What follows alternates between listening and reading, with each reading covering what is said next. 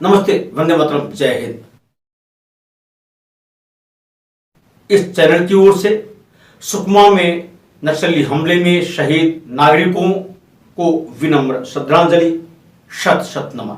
सुकमा में हमारे 22 जवान, 22 मां भारती के सपूत, 22 मां की संतानें, 22 पत्नियों के पति नक्सली हमले में काल की गाल में समा गए। ये कब तक चलता रहेगा, क्यों चलता रहेगा और कैसे चलता रहेगा? हमारी भूमिका इसमें कहां तक है, हम कहां तक जिम्मेदार हैं, कभी सोचा हमने? इन्हीं 22 शहीदों में से अयोध्या के निवासी श्रीमान राजकुमार जी, उनके विवाह में मुझे सहभाग करने का अवसर मिला था। हमारी ही बाढ़ के एक प्रतिष्ठित व्यक्ति जिन्होंने आजीवन सेवा दिया, उन्हीं के दामाद थे। वास्तव में सिर्फ राजकुमार जी के लिए नहीं, जितने भी हमारे जवान मां भारती के सपूत शहीद हुए हैं, उन सब के लिए मन में गहरी पीड़ा है। सिर्फ श्रद्धांजलि देने से काम नहीं चलेगा, शत शत नमन बोलने से काम नहीं चलेगा। काम चलेगा तो इससे कि हम चिंतन मंथन मनन करें, हम इसमें कहां तक जिम्मेदार हैं, हम इसको कैसे रोक सकते हैं। नक्सली के बाहर से नहीं आते, हमारे आपके बीच में ही है। निश्चित रूप से माओवाद, नक्सलवाद वामपंथियों की देन है। हम जब अपने मतों का उपयोग करते हैं तो कहीं विकास की गंगा बहाने के नाम पर हम चले जाते हैं, तो कहीं अमुक प्रत्याशी हमारी जाति का है, इसके झांसे में आकर अपने मत का दुरुपयोग कर लेते हैं, और कभी किसी तुच्छ स्वार्थ में आत्मतुष्टि हेतु स्वार्थ लिप्सा में बहकर हम अपने दायित्व को ही भूल जाते हैं, अपने कर्तव्य को ही भूल जाते हैं। परिणाम क्या होता है? इस नक्सलवाद को जो पनपाने वाले लोग हैं, कहीं ना कहीं अपने मत के माध्यम से उनका समर्थन करते हैं। मैं नाम नहीं लूंगा किसी दल का, क्योंकि मैं राजनीतिक व्यक्ति नहीं हूं। अभी वर्तमान में आपके स्तरीय पंचायत चुनाव होने जा रहे हैं। आप क्या समझते हैं? क्या इसका संबंध उससे नहीं है? आपने देखा होगा बहुत से दलों ने अपने अपने प्रतिनिधि उतारे हैं, अपने अपने सदस्य उतारे हैं। क्या ये वही दल है जो कभी इस नक्सलवाद को प्रश्रय देते हैं? उत्तर हां में मिलेगा आपको। नक्सलवाद दो तरह से होता है, अर्बन नक्सलवाद और जंगलों में बैठ के हत्या करने वाला नक्सलवाद। और ये दोनों की मिली भगत है।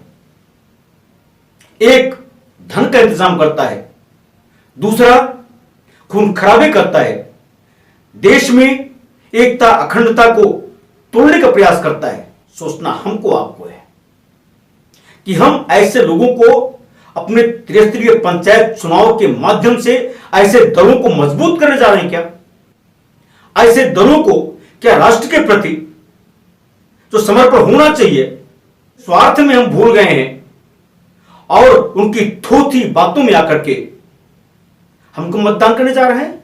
यह मात्र राजकुमार यादव और मात्र जो हमारे 22 जवान शहीद हुए हैं, बात उनकी नहीं है। अगर हम अपने मताधिकारों पर नहीं चेते तो निश्चित रूप से आज हमारे ये जो 22 जवान शहीद हुए हैं ना, इससे अधिक भी शहीद हो सकते हैं। चाइना के सामानों का हमने बहिष्कार किया था। क्यों? इसलिए बहिष्कार किया था क्योंकि हम जब क्रय करते हैं तो उनको लाभ कमवाते हैं, और जो लाभ कमवाते हैं तो उसका उपयोग और हमारे देश के जवानों पर हमला करने के लिए करता है, अपनी सैन्य सामग्री को बढ़ाते हैं। जब भगवान राम जाते हैं लंका को, तो सभी जातियों के लोग उनके साथ होते हैं। बानर, भालू, तरह तरह की जातियां होती हैं उनके साथ।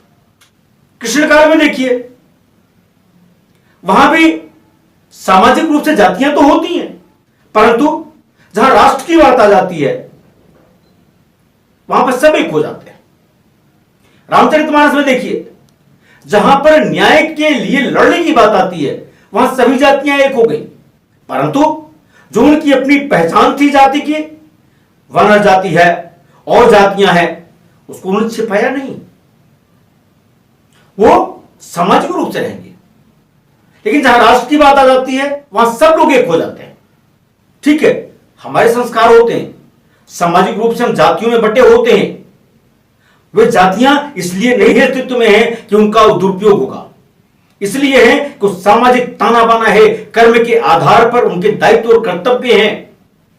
परंतु जहां राष्ट्र की बात आती है, वह चाहे आजादी की बात हो, चाहे मुगलों से लड़ने की बात हो या अंग्रेजों से लड़ने की बात हो, सब लोग एक साथ थे। अगर नक्सली उनका समर्थन करने वाले दलों को अपने मत के माध्यम से धन के आधार पर, जात के आधार पर वोट देकर मजबूत करते हैं, तो क्या वो नक्सली जब हमला करने के लिए तत्पर बैठे हुए होते हैं इन भारतीय जवानों पर, तो क्या वो जाति देखकर हमला कर रहे हैं? शायद नहीं। वह उस भारतीय पर हमला कर रहे हैं जो देश की रक्षा के लिए, अपने सर्वोच्च बलिदान के लिए राउंड द क्लॉक 24 घंटे तत्पर रहता है। तो क्या हम जब मत देने जाते हैं, देश के बारे में हमें नहीं सोचना चाहिए? क्या जाति, मजहब और तुच्छ स्वार्थ में बिककर अपने मत का दुरुपयोग करवाएंगे हम? ये त्रिस्तरीय पंचायत से लेकर चाहे वो विधायिका का चुनाव हो, चाहे वो संसद का चुनाव हो, हमें प्रत्येक स्थान पर चिंतन मंथन करना पड़ेगा, तभी हम राष्ट्र और समाज को समुन्नत बना पाएंगे। जो मुझे पीड़ा है आज और जो मुझे समझ में आया, ये मेरे अपने विचार हैं कि मत के माध्यम से हम इस नक्सलवाद को रोक सकते हैं। भारतीय सपूत शहीद हुए हैं, इनकी शहादत का बदला उन नक्सलियों को समूल नष्ट करके हम कर सकते हैं। बस आवश्यकता है संकल्प शक्ति के साथ, विश्वास के साथ ठान लेने की। अपने मत का उपयोग अपने भारत के लिए करेंगे, अपने समाज के लिए करेंगे, अपने देश के लिए करेंगे, समुन्नत होने के लिए करेंगे। सपूतों को अश्रुपूरित और विनम्र श्रद्धांजलि के साथ अपनी बात को विराम देता हूं। जय हिंद, वंदे मातरम।